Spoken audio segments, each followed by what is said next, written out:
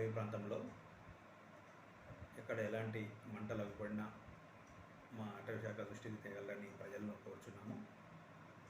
అదేవిధంగా అటవీ నుండి అక్రమంగా ఎలాంటి ఇసుక కానీ, మట్టి కానీ, రాయి కానీ తీసుకురావడం అటవీ చట్టరీత్యా నేరము.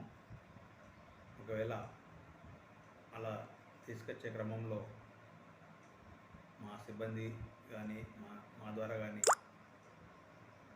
వాటిని దొరకబట్టి కేసులు నమోదు చేయబడతాయి. అటవీ చట్టరీత్యా చాలా కఠినమైన చర్యలు తీసుకోబడతాయి.